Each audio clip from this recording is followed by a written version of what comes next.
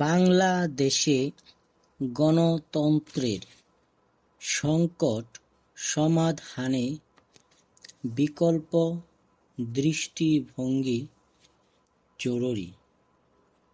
বাংলাদেশের রাজনৈতিক প্রেক্ষাপটে গণতান্ত্রিক স্বৈরতন্ত্র একটি গুরুত্বপূর্ণ ও প্রাসঙ্গিক ধারণা হিসেবে উঠে এসেছে।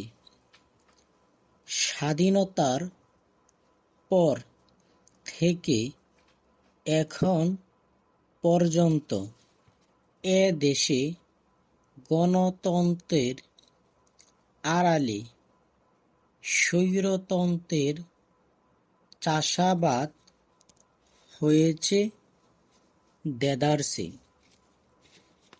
দীর্ঘ ১.৫ দশকের সামরিক শাসন বাদ দিলেও বাংলাদেশের রাজনৈতিক কাঠামোতে কখনোই গণতন্ত্রের সুবাতাস লাগেনি।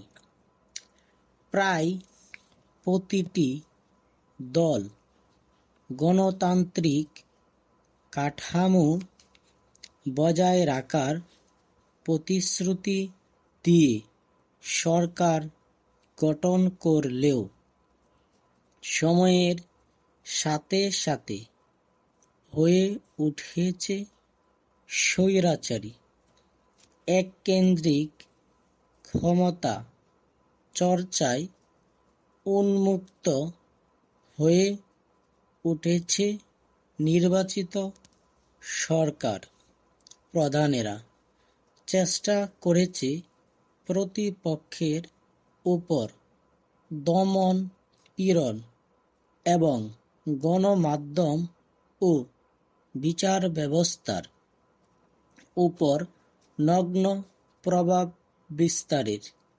সর্বশেষ নবম জাতীয় সংসদ নির্বাচনের পর এই সংকট আরও প্রকট হয়ে দেখা দিয়েছিল।